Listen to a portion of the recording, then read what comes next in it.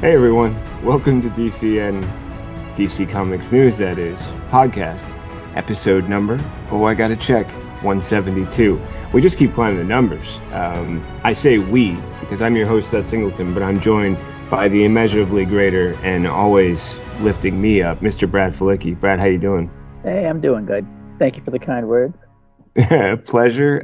Yeah, man, at some point it's gonna be like number 772. Like, I just see it on the horizon. We'll be here. I don't know how old I'll be by then. Right. So let somebody else do the math. But yeah, it's going to be pretty righteous. Yeah. Tonight, you've just got the two of us. We've got crew kind of all over the place out there.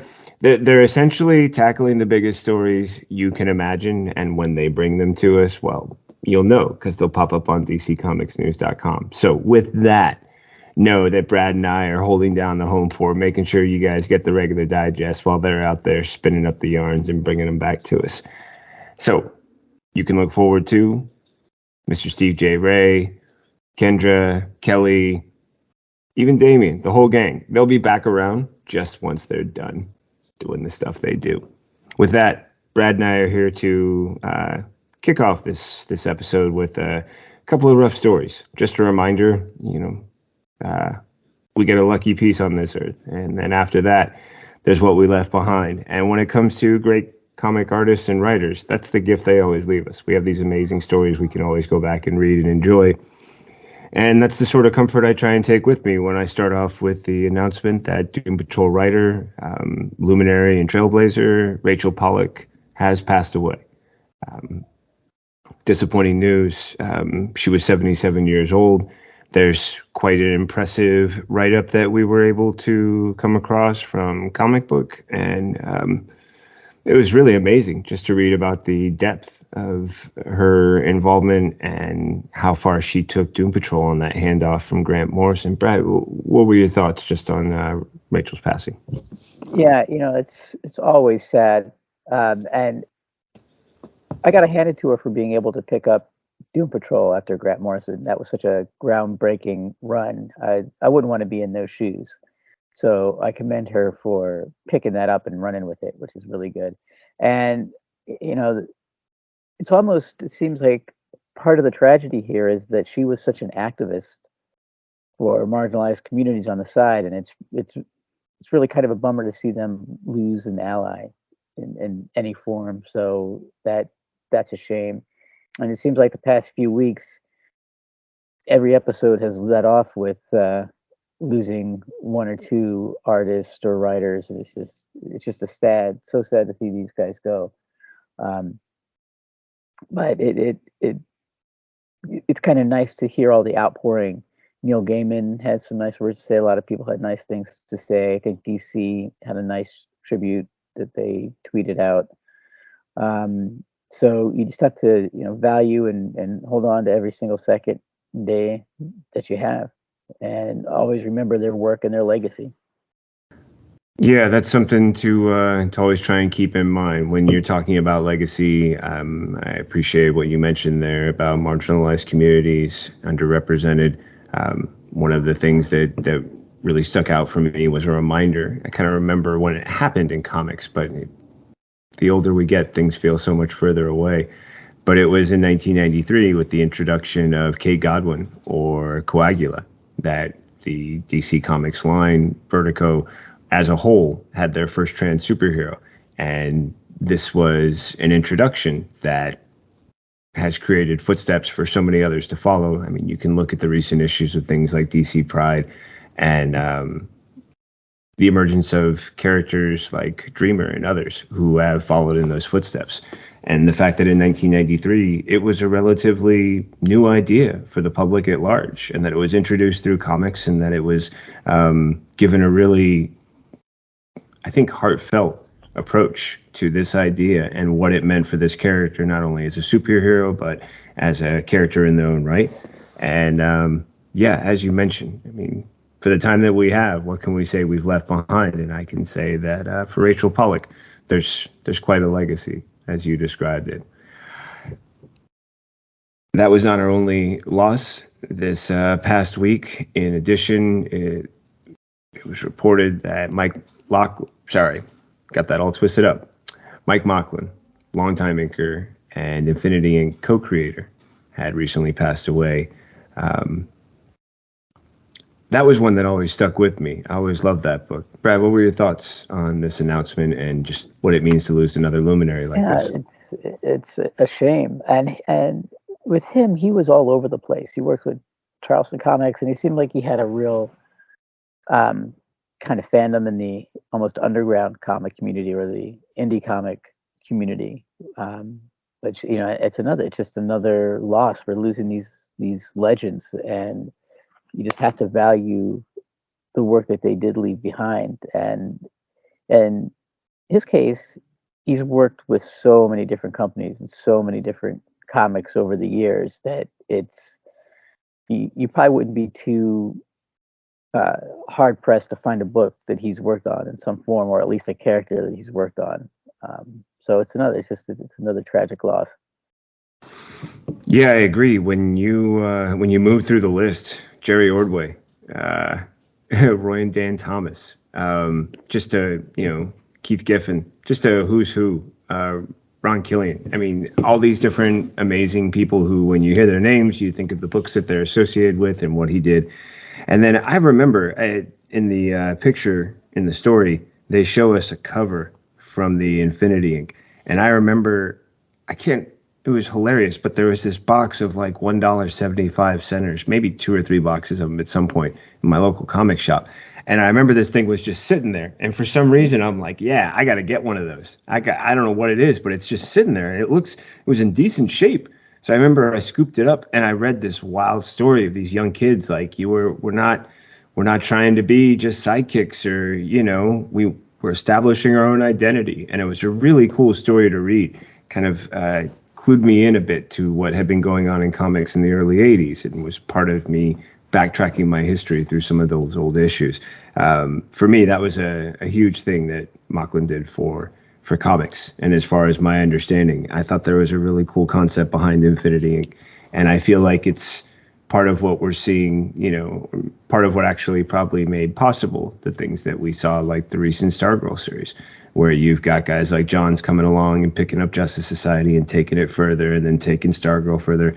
Well, it started with Infinity Inc. and this younger generation pushing forward, much like the Teen Titans. And like, yeah, we've lived in your shadow, and now we're going to create our own identity and our own definition of things. So I'm really grateful for that inclusion. And then this one, I kind of feel like touches all facets of life. You don't have to be a comic fan to know about the recent passing of legendary cartoonist, most notably known for his work on Mad Magazine. I'm talking about Al Jaffee, passing away at the age of 102.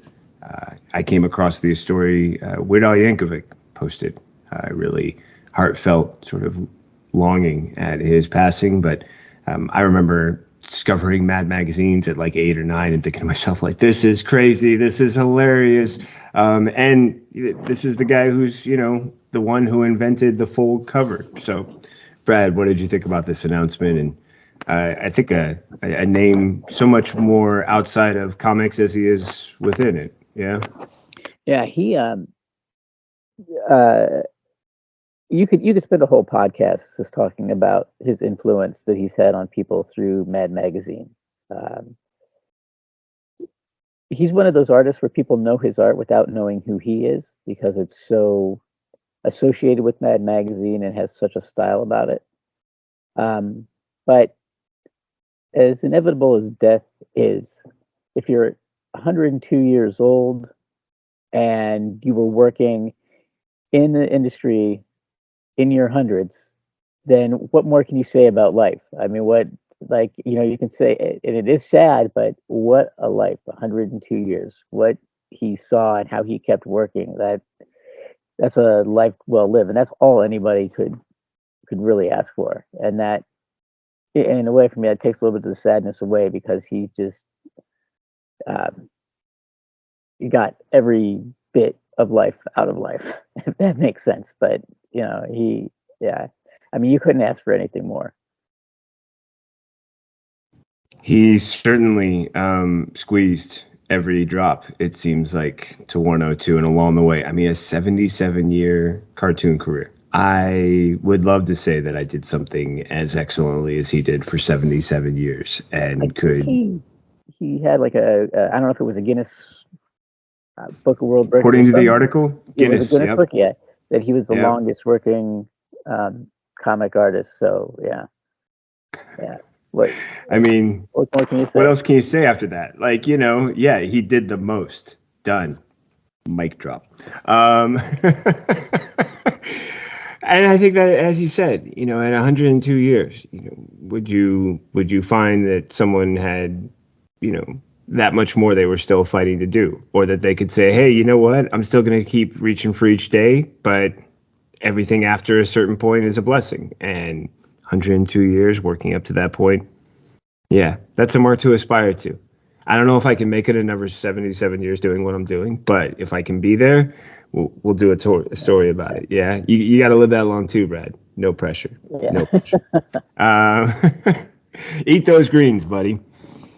From that, we're going to go ahead and take a little laughter and remembrance and move into our movie news. We have quite the slew available for you and no shortage of topics.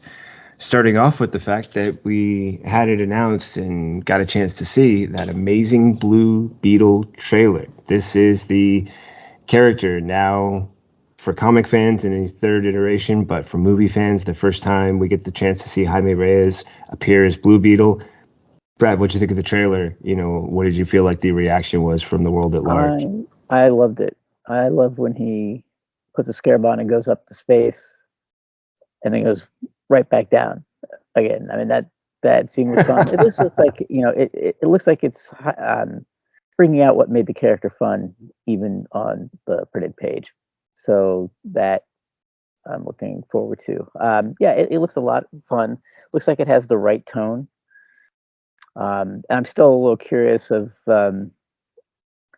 what the villains are going to be, and that was left a bit of a mystery, I think. But I'm liking so far. I'm liking what I see. I'll be there on opening day, but I usually am. So yeah. What about you? Yeah, I thought it looked so amazing. I was having a lot of fun with the trailer. I love the idea of like, whatever you do, don't open it. Should we open it? Like, well, of course you're going to open the box that says "Do not open." That's how we kickstart the story. And from that point, that transformation moment when he's like basically pinned against the ceiling while the scarab is implanting itself on his back. And for us who are fans, we're like, yeah. And he's just like, oh God, I'm suffering the horror. Like the family is in terror. Like what's happening? And there were some fun moments along the way. I enjoyed that there was a little bit of internet reaction from George Lopez, I think, who plays the dad. One, with the hairstyle, and two was the Batman's a fascist.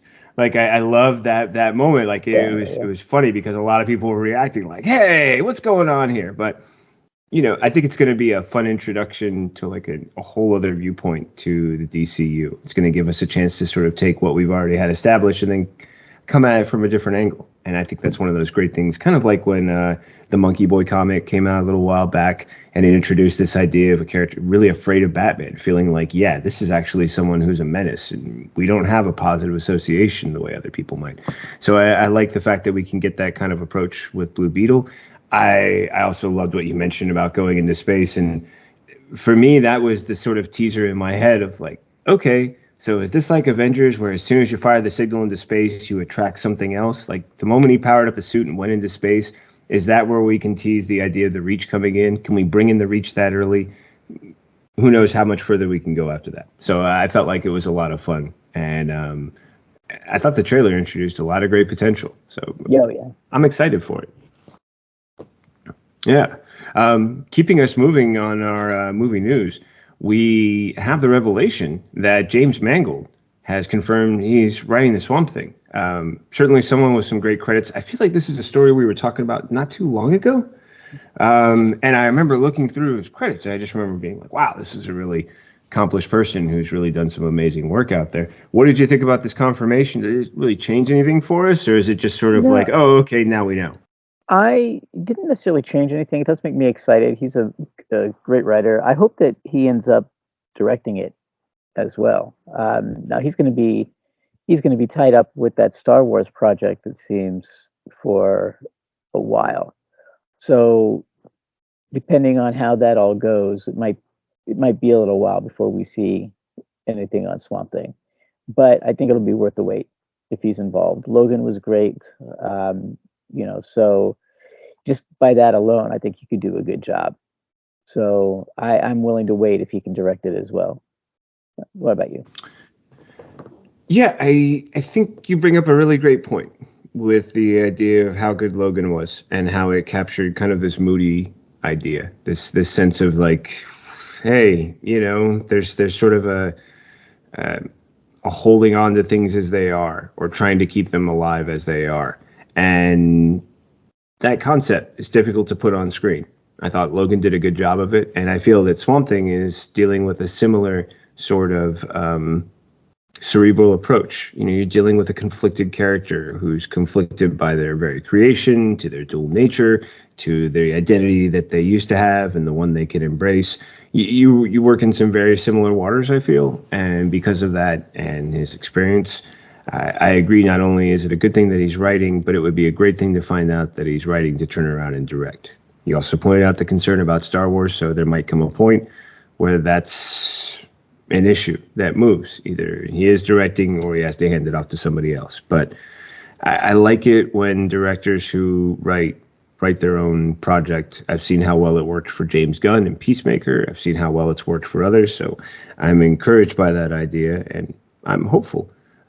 Just as I'm also hopeful that we've got the announcement that Joker 2 has wrapped filming, and we've even got some crew photos, sense of things. It feels like this project has moved at a brisk pace, or am I just not noticing time flying by? No, I agree. It seems like they filmed that really quick. Todd Phillips must be really good at working fast. And it's been fun to watch these pictures come out every week. And Harley Quinn on the Joker stairs was such a cool thing. But what really kind of drew my attention is the little video, the new story with the little video of her dancing on the steps and the cops come running. They're calling this a musical, and I still don't know how musical it's going to be, if it's going to be a lot of songs, 2 or 3, but this kind of makes me think that it could be during a musical a scene. Like she's dancing on the steps and then the cops come. I just wonder if the cops are going to start dancing after they come over the hill. Is it going to be like that kind of song and dance number, or is it going to be played more serious? So we'll see. But yeah, I'm enjoying watching all this, these pictures and behind the scenes videos come out. I guess that's one thing that's kind of a bummer about the filming being done, is that these won't come out anymore because the filming's done now. So, but I'm glad that it's moving so fast. I've been actually really impressed. Like, I was just trying to think about how quickly it feels like this project has moved along. I think one of the things that I feel is a factor is you're not dealing as much with CGI, computer factors, or other elements that really come into play. Beyond that, then I'm wondering, how do you take Joker 1 and the tone and the understanding of the character from that point and turn it into a musical?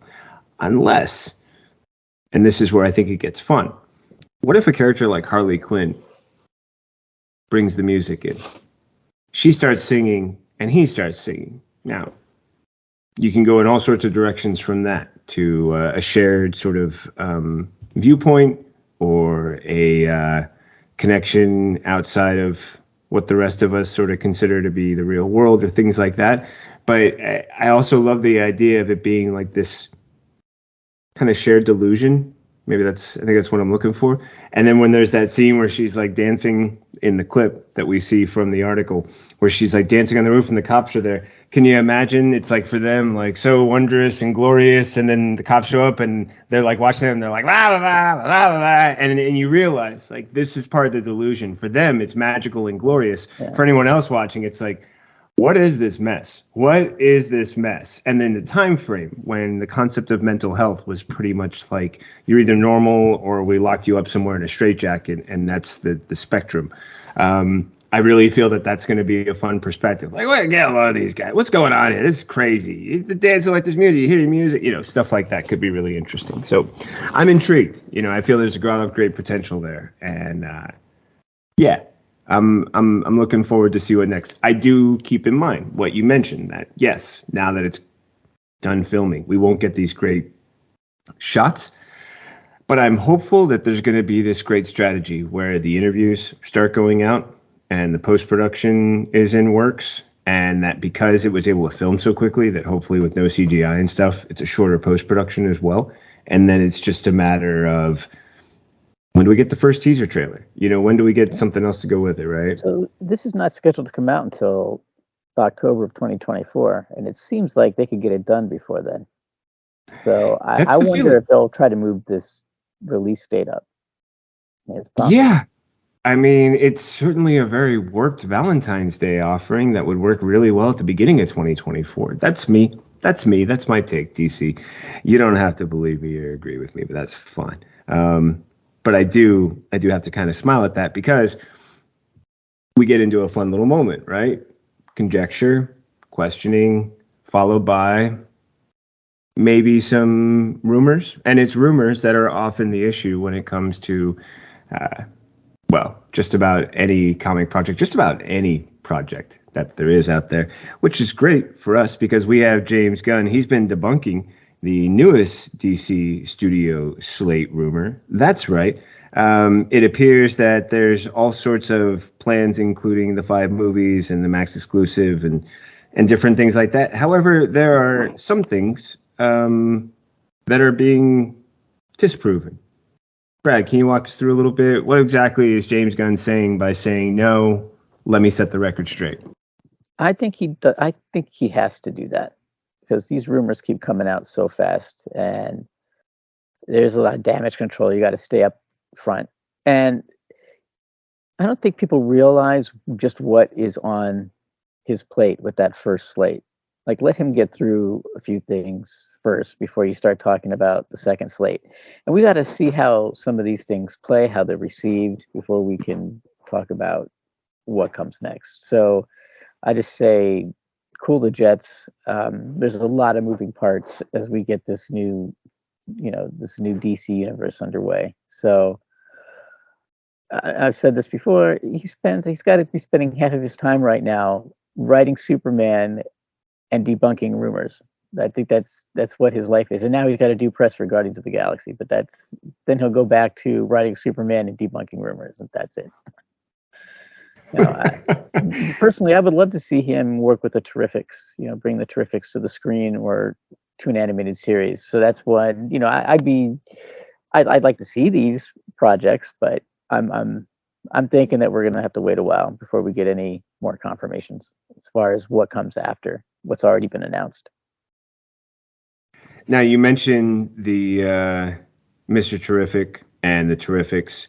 Also included among those titles that have since been debunked were Animal Man, Lobo, Justice League New Frontier, Superman versus the Authority, and immediately after second season of Peacemaker. These were all things that were said to be coming out in Chapter 1. As you pointed out, there's already enough stuff in Chapter 1 that to add these on, it seems like it would be unrealistic. I mean, we've seen how studios who have successfully launched their superhero franchise have a pretty good pacing. I think they've demonstrated that there's a way to accomplish these things well in a certain amount of time, and then to not try and rush the schedule beyond that. Granted, could they speed up Joker 2? Maybe.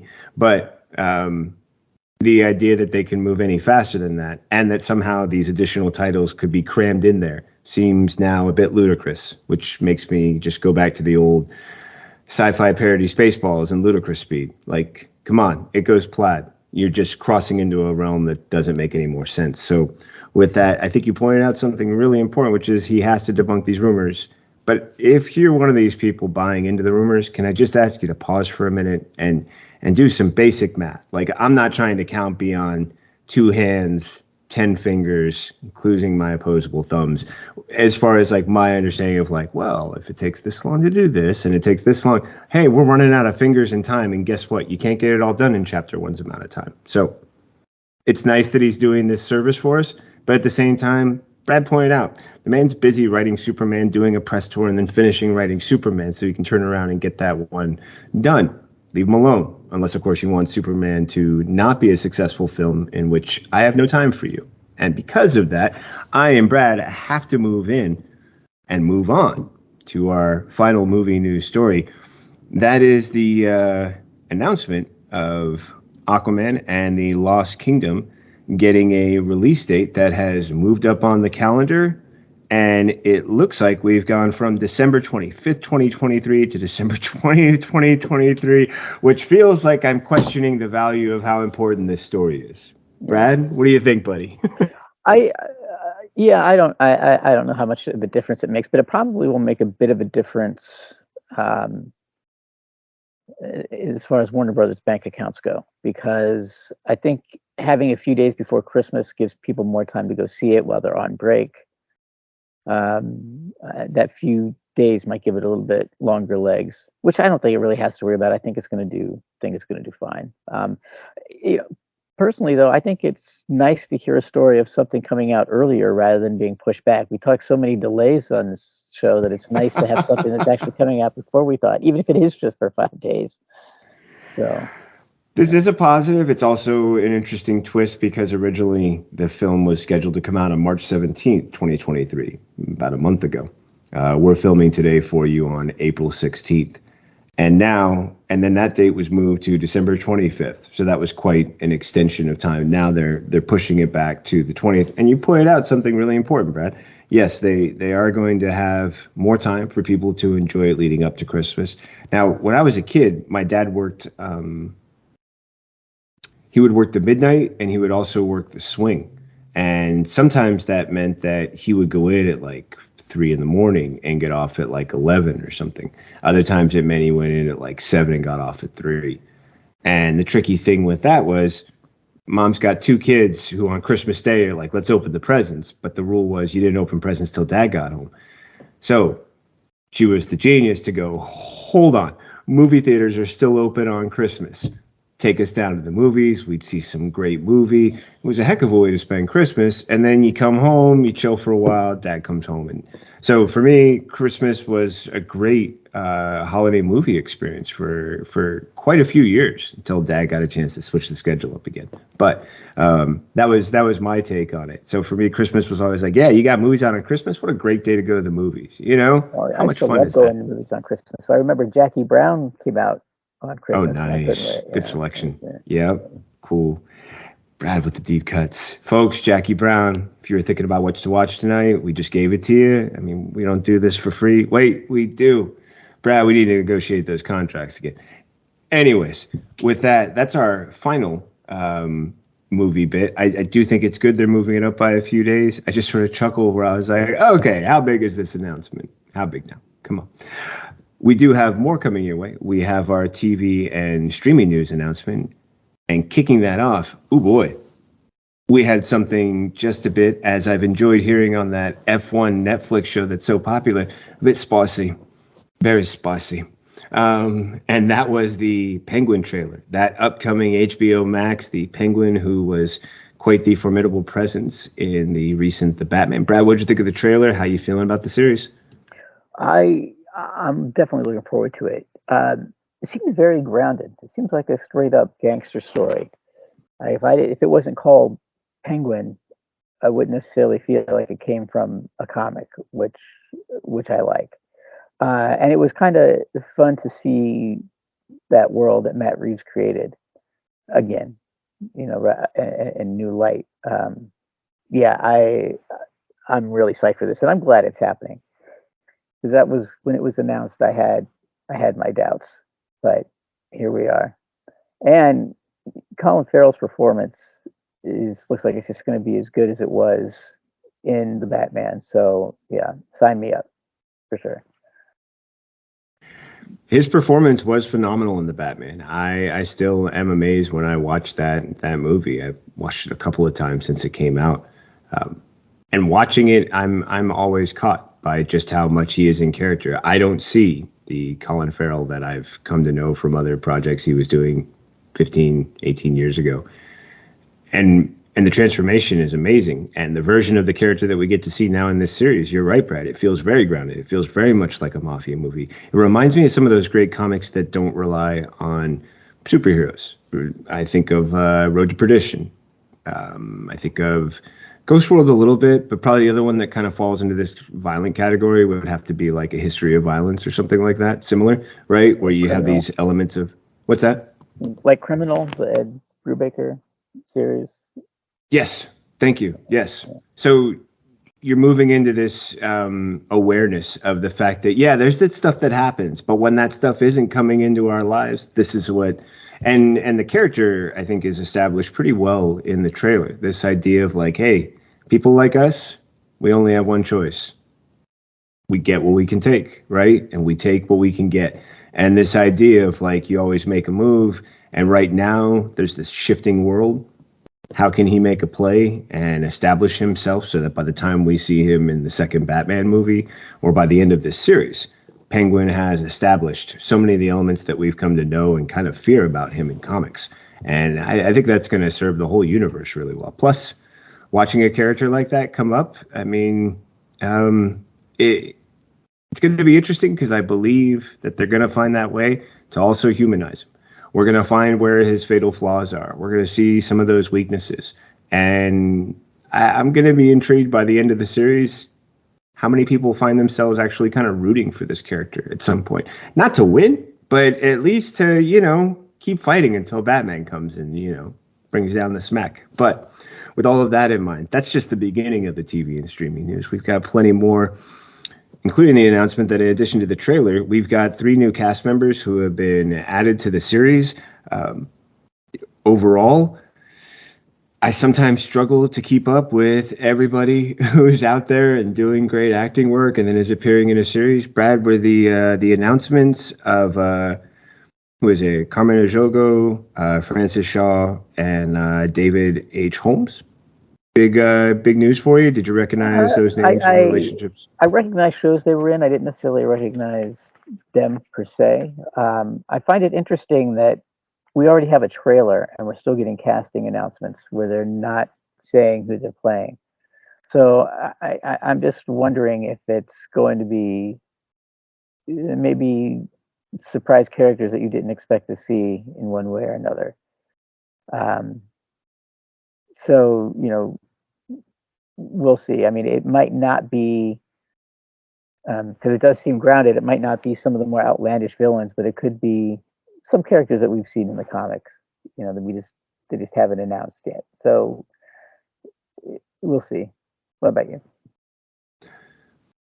The names, they feel familiar. I'm very familiar with the shows. 2 of the ones that stuck out for me was Francis Shaw. The Expanse reference, I enjoyed that one, and I'm trying to connect to it. I haven't seen Hulu's High Fidelity, which is where David H. Holmes is from. And while I saw Fantastic Beasts, Carmen Ejogo is not ringing a bell for me, and I didn't get a chance to do any looking up beforehand. I'm interested in what you said, though, about this idea of casting, even though the series is just shown a trailer, which means it's not complete. So who then could these characters end up playing? And then exploring some of that. Now, somewhere, Steve J. Ray's ears are burning in all sorts of ways because he potentially can see the connection to some great street level characters from Gotham that would fit well here.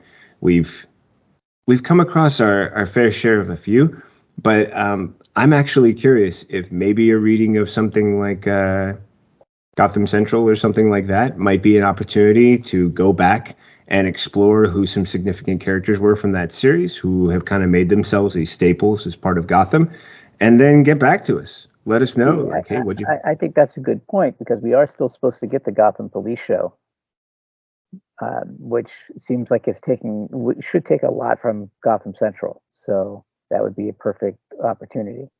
to Right, introduce you some can of those start seeing characters. those characters now, give us an idea of who they are. So when we see them in that series, we already have a sense of kind of them from here. And then much like Penguin is going to give us a chance to see this character down to their base level, down to their roots, we'll get a chance through Gotham Central to also explore that with those different characters who they appear in Penguin, and then we get to do the deep dive with them there. So I'm interested in the fact, really, though, that you pointed out. The series is showing trailers while still announcing casting. So I love the fact that it feels like it's fresh, it's fast, but also that there's a lot of surprises, and that it's not like the casting is being made in such an advance that there's time for all these speculations. It's probably going to happen really quick, and then you're going to know. So I'm interested to see what we'll find out when we see these actors portraying the characters, and also who can make those fun connections. Now, also taking a chance to show us a little more about sort of worlds we think we know, and maybe introducing new ideas to them, is the fact that we've got the My Adventures with Superman trailer showing us the formation of a very classic trio. I'm talking about Lois Lane, Clark Kent, Jimmy Olsen, right? And these are three who they get to hang out together, and we get to see them starting out. So what do you think of this trailer, the way it introduces a story we've been talking about for a little while now? I think it looks very wholesome and very Superman-esque. I kind of got a bit of a vibe of Superman Smashes the Klan, just a little hint of that, which was one of my favorite books of the past few years. Such a good book. Yeah, and I'm still trying to figure out why this is on Adult Swim. I still don't get exactly. I mean, I like it, but it doesn't seem like that would necessarily be a necessity. So this show has my curiosity picked, because I'm just like, I want to know what the audience is that it is aiming for. But what I can see, it's very um, like what you show your kids if you want to get them into the character of Superman. So which is a good thing too. So I am curious to see how this is all gonna play out and what the show's really gonna be like. I'm also interested. I feel that it's going to be a lot of fun. I feel that it's going to potentially work with a little bit of adult humor, do that great twist of stuff that works, on a younger level, but also wink nod to the adults like, hey, did you get that? Did you get that? Haha, moving along. And we'll see how it goes from there. I'm not quite sure that it's going to push into the sort of bawdry territory that we've enjoyed from, say, Harley Quinn. Also, you mentioned the wholesome factor.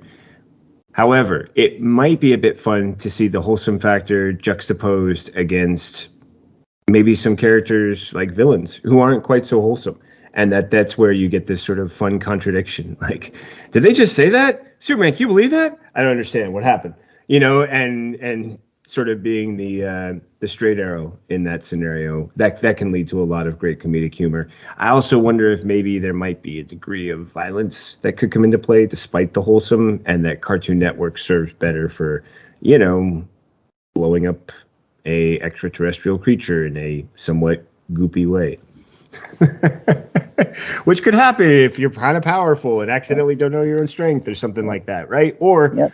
if you got Lex Luthor just like, bam, I just killed something because I'm mean guy Lex Luthor. Like, Cartoon Network seems like it would serve a lot better than, say, CW. Yeah. Now, Joker 2 is moving along pretty quickly. Other projects we've been talking about have been speeding along. Some things, though, you have to wait for. And James Gunn has pointed out that, as Brad said, out there selling Guardians, writing Superman, also with a slate of projects for Chapter 1. It is for this reason that he recently confirmed in our previous story, and it's been said now in this article, that Peacemaker 2 is not going to show up in the next 6 months. It's going to be a while. It's going to be quite a while. There are a few things that are going to get in the way, hence Peacemaker 2 is going to experience a delay. We're going to have to wait a little while. How are you feeling about that? Is there enough to keep us satisfied between now and then, or is your Peacemaker fix getting serious and you're like, This is an odd decision. Because it makes me think that he's having a hard time wrapping his head around what he wants the second season of Peacemaker to be. Because it was big news that he wrote Peacemaker very quickly during COVID on a whim. And he wrote it really fast. So that idea came to him, boom, almost fully formed. And maybe he's struggling with how to get his head around a second season because it's taken so long. And I know he's got, I know that he's got other things on his plate now with the DC, but I'm surprised that he didn't put that more towards the top of his list for, upcoming projects. So I think that he might be struggling with what he wants the second season to be. And now he can push that aside because he's got so much on his plate with Superman and getting this underway. That's interesting. That's not actually a direction I'd really been coming at this from. I've been wondering about a few things, and one of them was that we included Superman, Batman, Wonder Woman, a couple of well-known characters, right, at the end of Peacemaker Season 1. If they were to be included in Season 2, we would have to establish the new versions of some of those characters first and then have it. So that was actually kind of where my thinking was at the time. Like, okay, one, this would have been a great way to keep the fans satisfied between different movie projects. It's a great way to take advantage of HBO Max as a platform. But then the other part of me was like, oh, well, yeah, but if he has any other superheroes involved, we got to know who they are first. So I wonder if that might be playing a factor as well, because we know there will be a new Superman and Batman in his universe. And if that's a factor in any way with his Peacemaker story too, that's got to come first. He can't tell the Peacemaker story too until he's introduced us to those characters. Similar how we were talking about Penguin and introducing characters from Gotham Central and showing up. So I'm wondering what the real story will end up being, but I think it's an interesting one. And in the meantime, I'm glad to announce and share, I'm not really doing the announcing, but I'm letting you know, because someone else announced it, that Dead Boy Detectives has just recently wrapped their filming for Season 1. This is a project that had sort of started and stopped and started and stopped, and even though we're going to have to wait a little bit for Peacemaker, how do you feel about maybe, Dead Boy Detectives holding us over for a little while? The Sandman series was so amazing, and I think that this has the potential to be just as good. So I'm glad that it's wrapped and going to be ready to come out soon. I want to see footage. I want to see trailers, more news and interviews. So yeah, bring it on. I can't get enough of the Sandman universe, for sure. What about you? I'm very interested in the fact that it really feels like this is one of those stories that was kept a bit more under wraps. We were talking about Joker 2, and one of the great things was they were constantly feeding us updates. We were getting photos and snapshots and different things like that, as recent as the ones we just demonstrated and shared with you. Whereas with Dead Boy Detectives, I really didn't feel like there was that same sort of, hey, let's go behind the scenes. Now, I'm not sure if there's a degree of secrecy involved with the content. Like they felt like letting people behind was too risky for different things they wanted to sort of only reveal once the series was released. But I do think it's good news that a project that had seemed to almost maybe be on the fence as to whether or not it was really going to happen has completed filming, and now we can look forward to it. And as you pointed out, for anybody still hungering for more of the Sandman universe, well, this is where you get to get a little extra taste of it in between now and when we get more Sandman. And with that, we have one more TV and streaming news, which I think is a lot of fun. And that's the announcement that we have the full cast for the Creature Commandos. And that's going to be, well, quite an interesting group that we've got included with us. We've got everybody from Frank Grillo, David Arbor, Zoe Chow, Nina Mazursky. We even have Mr. Gunn stepping in and playing a few roles. What did you think about this announcement and the cast who will be voicing Creature Commandos? Sean Gunn is always fun. But you had me with Alan Tudyk and David Harbour. Those alone, I would want to watch the show. So we know Adam Tudyk from being Clayface in the Harley Quinn animated series, so that gives a good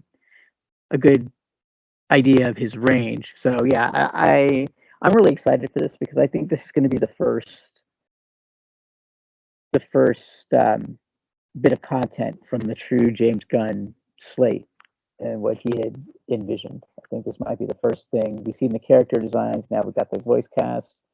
So, and I think this is set to come out before anything else. I could be wrong. It might come after Superman, but I heard that this was really one of the ones that's closest to being completed or getting made. So, yeah, I just want to see it. I think it's going to be a lot of fun. Other names I didn't include, as you pointed out, Alan Tudyk, who we got to see in Doom Patrol, and we got to hear in Harley Quinn as Clayface. I think that's going to be really fun because Clayface is this character who's probably struggling to interact with humanity, as he's demonstrated. Dr. Phosphorus, I would imagine, would have similar traits, and so it's going to be sort of fun seeing him voice another character like that. Viola Davis coming in as Amanda Waller, Indira Varma coming in as the Bride of Frankenstein, which is going to be a fun protagonist, yes. And a few other introductions. Frank Grillo is going to be Rick Flag Sr. So we've got a nice mix, as you pointed out. Sean Gunn, also a lot of fun, and with that, you demonstrated a really great thing there. That even though it'll be an animated project, this will be one of the first ways we've had a chance to sort of see the world and the universe that James Gunn is building. This is going to be one of our first introductions to what that can look like, and I wonder if it'll offer any teases for the live action projects that we're excited for him to be sending our way. I think the voice cast is pretty impressive. I think it's going to be a lot of fun having that kind of star caliber available. And with that, I think it's a pretty neat way to wrap up our TV streaming news stories and move us right into our comic book news. We have the announcement that Batman Beyond Neo Gothic is the sequel to Batman Beyond Neo Year, and we're picking up with Terry McGinnis struggling with the loss of Batman, Bruce Wayne forging his own identity and taking on some new challenges. What did you think about this announcement and what it means for fans of Terry McGinnis? But I think it's taking the character in an interesting direction. I think that the series was a fan favorite, so doing a sequel is a pretty obvious idea, and I think that taking Bruce Wayne out of the picture was a very brave choice. So I'm kind of interested to see where they go from here. And everybody loves the Batman Beyond character, so anytime that he's around in the comics, it's a good thing. So yeah, I'll definitely take a sequel. Well, and we're also going to get the inclusion of some interesting characters. We've got a splicer named Kyle the Catboy, Catboi. That should be a really fun thing. And then also, what about some of the villains who never left Gotham? What's going to be like for Terry taking on those challenges without the mentorship of Bruce Wayne? I agree that it was a brave choice, but it's also an important one that will make sure that the character will find ways to stand on their own, forge their own legacy, their own identity, and sometimes having Bruce there was a crutch. And it's going to be time for Terry to really face some tough challenges. One of the great things about this is that it spun out of the series that preceded it. And White Knight, Batman, the White Knight, has been one of those projects that has really seen a lot of great stuff continue on from its original incarnation. Now there is some hope that maybe Zatanna and Catwoman can receive the same treatment. It appears that the writers, Katana Collins and Clay McCormick, are making their desires known to the public. What did you think about this idea and the things they bring to the table? Oh, I think it's a great idea. We haven't seen a lot of Catwoman in the White Knight universe, so I think that that would make perfect sense. And Zatanna also has some Batman connections, so it would be seems to make great sense to just bring her in as well. And it's it's really cool to see how they built on Sean Murphy's original vision. So I kind of want to see these characters brought in. So DC, you should listen to them and let them do it. Give them the keys to that kingdom for a few issues. I think that would be. I think you'd be pleasantly surprised with the results. You bring up some great stuff with the idea of in the cartoons, Batman and Zatanna had a relationship when he was younger, and understanding the importance of knowledge, whether it comes to safecracking or the occult, and the history there. So, is it possible we could see something similar, or will they have a different history in the White Knight universe? Also, as you pointed out, Catwoman doesn't really show up in the storyline that's mentioned by the writer. Like, hey, it's not there because probably Sean Murphy was busy dealing with his main story arcs. But a writer who is confident with the character and feels like can come and show some great things about that universe from Catwoman's perspective, I think would be a great story that would work. So yeah, I'm in complete agreement. DC should listen. Will they? Well, we'll find out. That's always the fun thing. We ask. Do you listen? Time only tells. Now, along with that, we also have another writer hoping to bring some elements from its animated universe. I'm talking about Green Lantern writer Jeremy Adams, who enjoys some characters who were only visible to fans in the short-lived Green Lantern the Animated Series. And now the idea is, can we take those characters and bring them into the upcoming Green Lantern comic series Jeremy Adams and Zeronica are going to be a part of? What did you think about this idea? And, you know, we've seen success from Harley Quinn and others who've gone from animated into comics. Is this another great opportunity that should be pursued and achieved? I think so. I think that it's easier to bring characters from the TV show into the comics than vice versa, and they do that all the time. And you brought up a great example. Harley Quinn is one of the most iconic comic characters out there now, and she started as part of the animated series, the Batman animated series. So, and Dreamer is another example that had such an important part to play in Supergirl and is now in the comics and will play that important role too, especially since that character itself was so important, but we don't have the Supergirl TV show anymore. So we still need to have that character's impact and insight. So, but anyway, yeah, I think that it always generally works when they try to bring in a character from a live action into comics. So yeah, I say definitely. The two characters in question here, Razor, a reformed Red Lantern, and Aya, an artificial intelligence. I think I might have mentioned I got a chance to see quite a bit of the series. It preceded another show that I would watch. And I would get up while I was like getting ready for work and put it on. And I really enjoyed the parts that I caught. I was really surprised that it was so engaging and kind of made me seek out the beginnings of these episodes to sort of see just how good an entire episode was. That was a 26 episode season. And during it, the characters had a very complicated relationship that ended with a bit of mystery. So the idea of bringing those characters back in, continuing that storyline, showing us the mystery, and then exploring what the potential is in the comics version, I think would be a great opportunity. And if it was successful for characters in the past, as you pointed out, there's the Harley Quinn example, but also Dreamer, who's done so well and made such a significant impact. I think this is a great choice. And as the saying goes, you miss 1,000% of the chances you don't take. So take the chance. The worst thing that can happen is you find out you're not going to do it anymore, right? But could lead to some great discoveries. And I think I love the fact that we get to keep pushing in those directions because not every choice is popular. Back in the 90s when Superman split into red and blue, people had very interesting takes on it. Not all of them were popular or positive. However, we get the opportunity for a little flicky fashions because Jonathan Kent has now debuted his own electric blue costume. It's got a bit of a twist. There's some powers, but we're starting off on the fashion side. Brad, Blue Lightning, does it serve Jonathan Kent? It looks okay. I just wish there was a better picture of it. The angle was kind of hard for me to get a feel, so I wish I could give more of my fashion insight on that. But it looks good. It looks decent. But what struck me about this story is that we're going to get the first crossover into the Injustice world, and that is very fascinating because that particular vision of Superman was so absolutely frightening.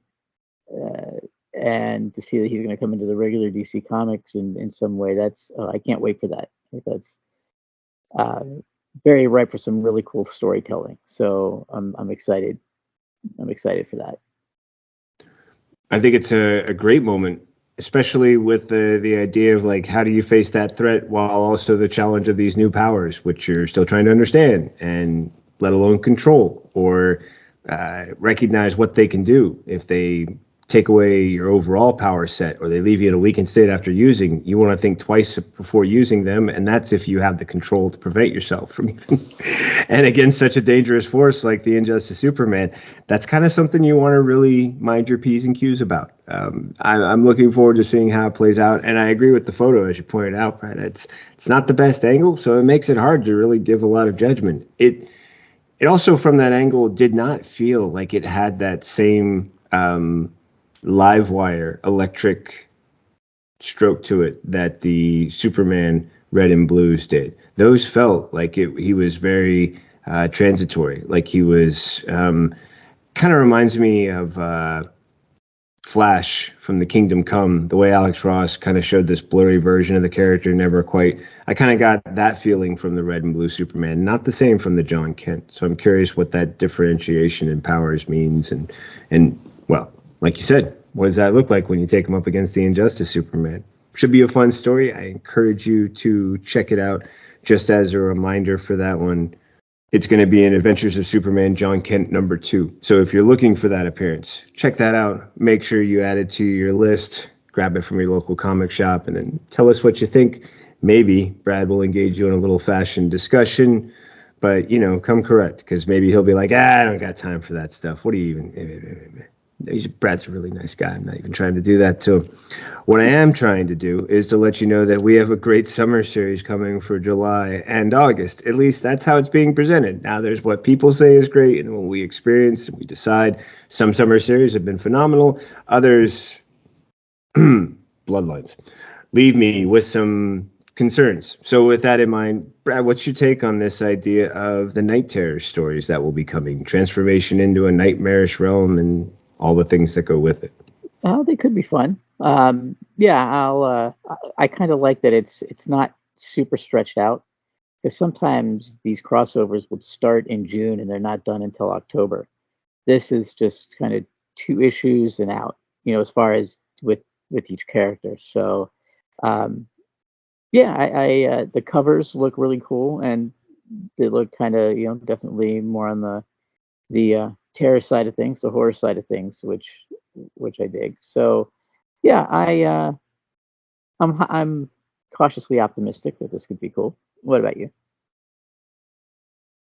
I'm interested. Now, if you want to check it out, you can start things off Dawn of DC Night Terror's Free Comic Book Day Special Edition. That's going to be May 6th. Otherwise, July 4th, Night Terror's First Blood. I did get a kick out of the covers. Did you get a chance to scroll through those? That cover set that they had in the middle?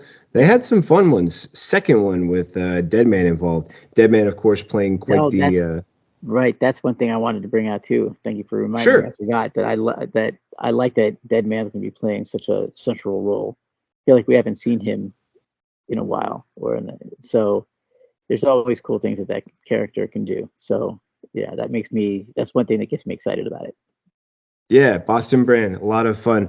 Also, for those of you who enjoy a little bit of numerology with your variants, there will be a 1 to 666 signed variant available if you would like to get your hands on it, as well as a Darkest Hour variant covered by Howard Porter. Quite the amazing selection. Francesco Mattini, Jay Lee, Riccardo Federici. There's some, wow, you're going to have plenty of ways to spend your money. If you weren't sure what to do with this summer, DC has got a slew of covers. It's pretty phenomenal. And as you know, Terrors Part 2 with a variant that looks a lot like the Death in the Family one. Nice stuff on there. I'm really pleased. I'm excited for. Do a quick search. Check out the Night Terrors covers. Do a search. You'll pull it up. We grabbed this one from Batman News. I like any story that includes Boston Brand. I feel like at some point it would be great if we could have someone give us a good Dead Man solo series and really sort of take us through the supernatural in that fun way. Who knows what could hold us down the line? Maybe this could be the one that kicks it off. But I'm intrigued by the storyline. I like that we have Dead Man in it. Covers look good, so I'm curious. I'm not disinterested. Let's say that. Am I going to buy them all? All depends on the wallet, how good I've been over the summer, and how much money I have left by July and August. If that's your situation too, let us know what you end up deciding. We're curious to see what variants you pick up and what you want to share with us and tag with us on socials. One that I do know I will be looking forward to investing in, and that's the announcement that Mark Waid is going to be crafting, or has already crafted, and is bringing to our lovely shelves, a new Teen Titans and a new Superman story. Now, the Teen Titan ones has a lot of great potential, but the Superman totally catches my attention with Lex Luthor dying and Superman willing to go through all these lengths, space, time, dimensions, you name it, in order to save Lex. And it appears there's a mysterious reason behind why he's willing to go to such great lengths. Mark Waid has not done me wrong since Flash Year One, when he took Wally West on one of the greatest journeys, and from that point has never let me down. What did you think about this announcement with him taking the helm on a Teen Titans and a Superman? I really like it because he's been gone for a long time, and then he finally came back with what was it, the World's Finest? Is that what? Correct. Last year. So I love that he's doing more, and I think you're absolutely right about that. Seems like an interesting Superman story. And I really want to see why he's going through all these lengths. So I'm really curious. You know, that might actually be one that I pick up as it comes out. Yeah, because he hasn't steered me wrong either. So he was always one of those writers that I kept an eye on. So I'm glad to have him back, and I'm glad to have him back at DC. Completely agree. He's always done such amazing things there. And then you take a look, and everybody that you want to see working on these covers, Chris Samney, Doc Shaner, W. Scott Forbes, Cliff Chang, it's pretty phenomenal. Like it makes it really easy to want this stuff and smile at the idea of like, yeah, that's going to look gorgeous. And the interior page that they have from the Superman series, the Brian Hitch stuff, goodness gracious. I mean, it's an embarrassment of riches, as Brad has been known to say on occasion. It's a good time to be a DC fan. That right there. That's why he's bar none. You're looking for a standard? I give it to you right there. Right there. Our final comic story in the comic book news world, at least as far as DC is concerned, and who cares about anything else right now? This is DC Comics news. Exactly. This is your focus. Harley Quinn, who we mentioned recently in this podcast, no less. Black, White, and Redder. Exploring the many lives of DC's Mistress of Mayhem. Always fun to get a moniker like that. I need one of those. Flicky Fashions is awesome. I don't know. I don't think I can pull off Mr. of Mayhem, but I'm going to work on what my moniker will be. Brad, what do you think about this announcement and what it means for a redder Harley Quinn? I love DC's anthology books, and it seems like that's what this is going to be. Bigger issues with different writers and artists taking on different stories. DC, it doesn't get better than a good DC anthology book. So that's what I think we're going to get here.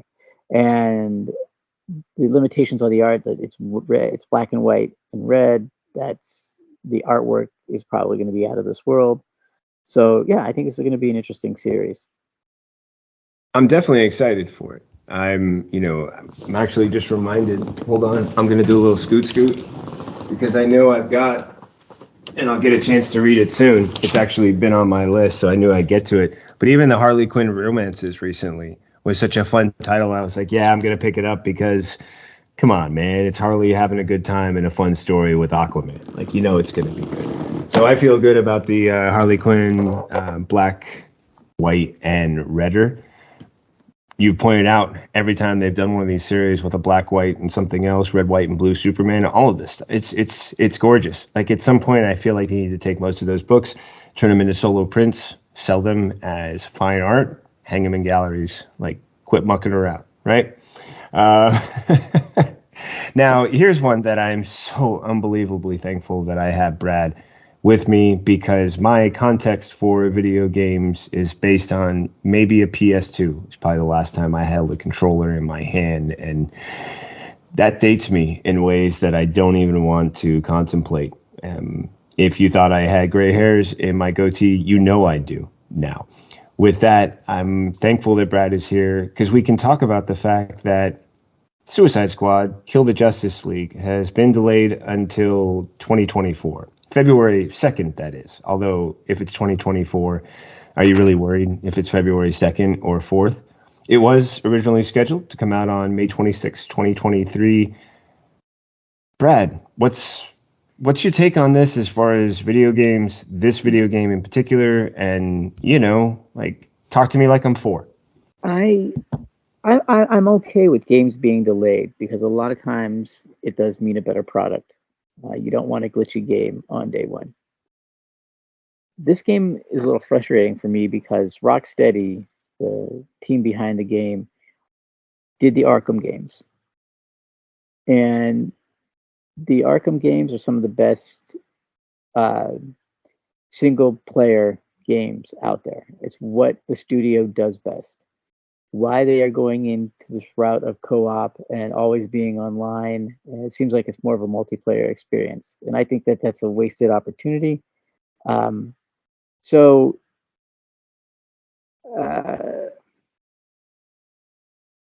I'd like the delay if it was a single player game. Now I feel like it's delayed because they're putting bells and whistles that aren't going to matter to me as a player anyway, and I think that they should stay with what they know. But I could be wrong. I mean, this game might surprise everybody, but I think the buzz around this is kind of getting worse and worse. So I hope that they can turn that around. And this would have been I still have not picked up a PS5. This would be a game that would make me want to go out and grab one. So in that sense, I'm kind of glad that it hasn't come out yet, because I just haven't had an opportunity to get a PS5 yet. So, and I do want to play this game either way. So, yeah, they're losing momentum, I think, and I'm trying to be optimistic about this game, but hopefully there'll be more release, more info and more footage released before the game comes out, and hopefully it won't get delayed again. Thanks, man. That helps, because, as you point out, there's a difference between buzz of excitement and the buzz of flies coming around something that has spoiled. I mean, granted, they like fruit, but yeah, the odds are when the buzz is flies, things aren't going well. And just to get a sense, so I can understand, and maybe for anybody else who isn't familiar, when you're talking about them moving to the online, is that the part in the article where they're talking about this battle pass system? Is that the online component that they're describing? Yeah. Some games you don't have to be online, so you don't have to. You could play some games just on the system without being connected. Which is the only way I know games. So, like, understanding that there's something that happens between offline and online. Like, you can't just play the game offline. If it's an online game, you can only play it online. Right. Yeah, and that's not cute. And that's looking like that's how this is going to be set up. And that's would there be? Sorry to overlap you there. You said that sounds like a. That sounds like this is the way this game is going. You're always going to have to be online to play it.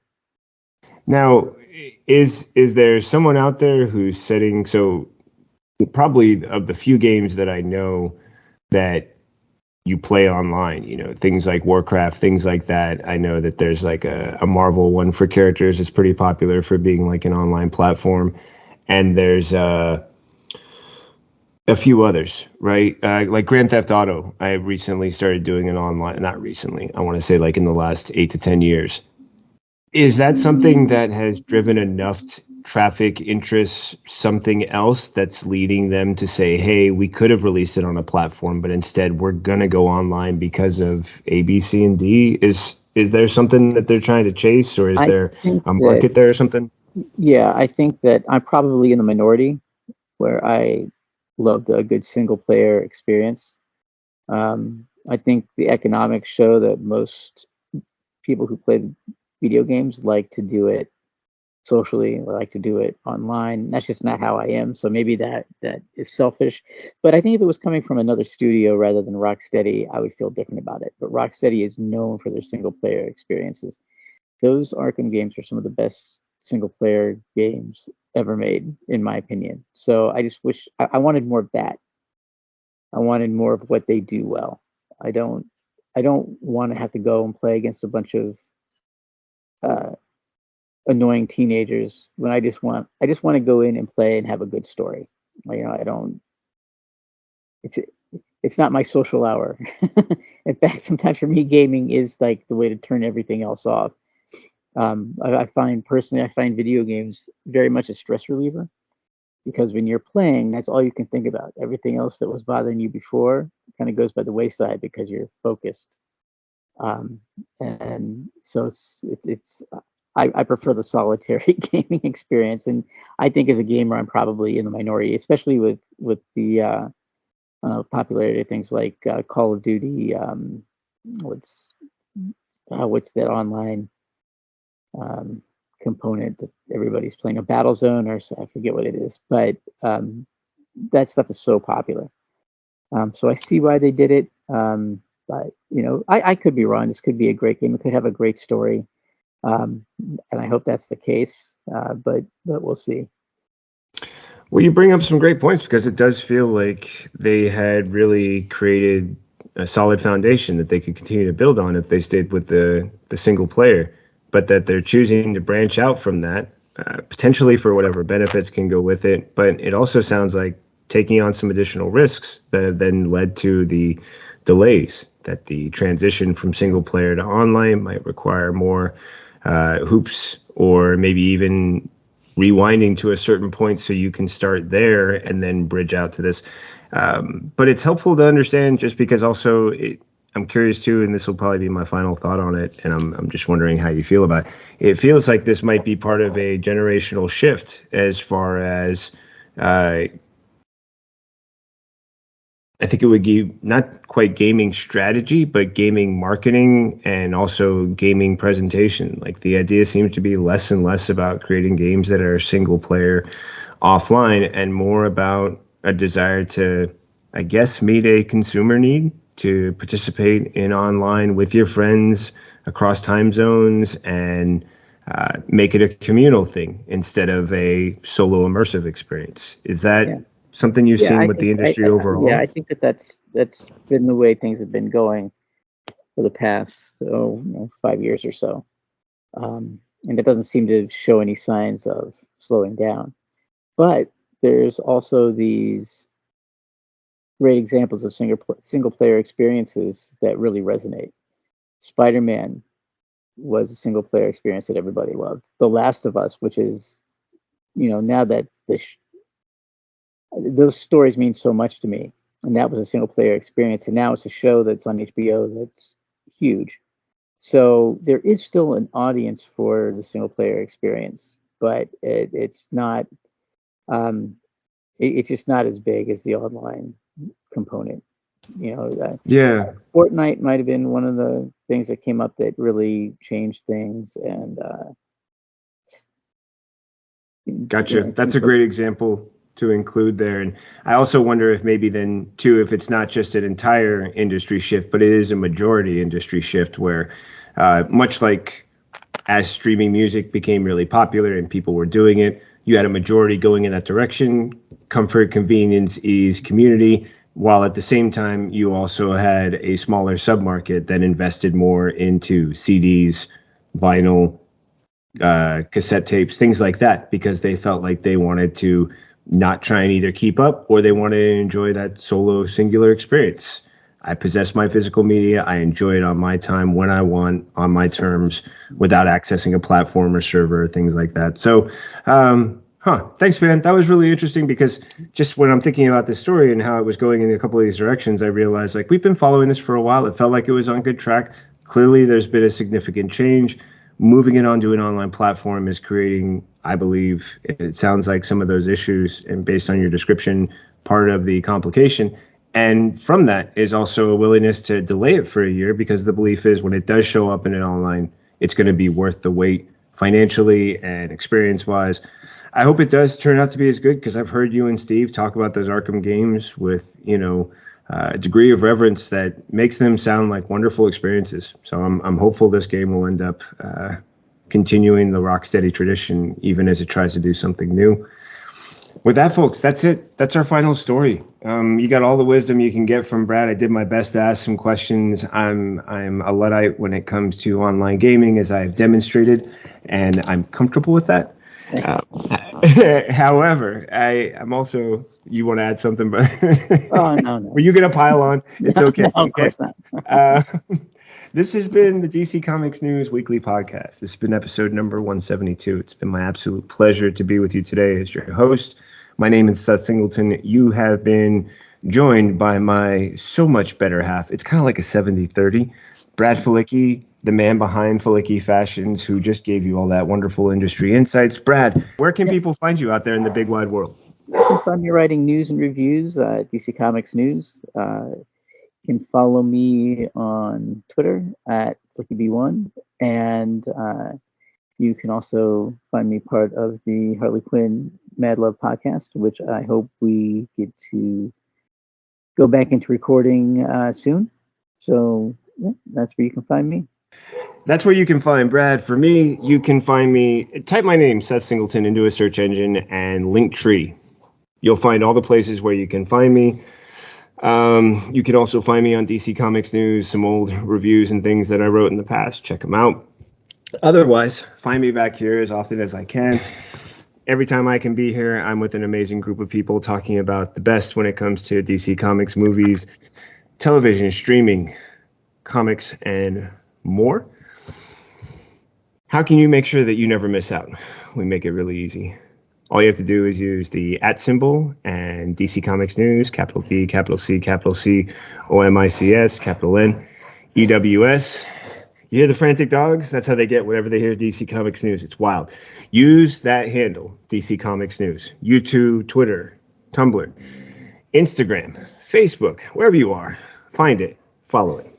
Tag us when you have questions.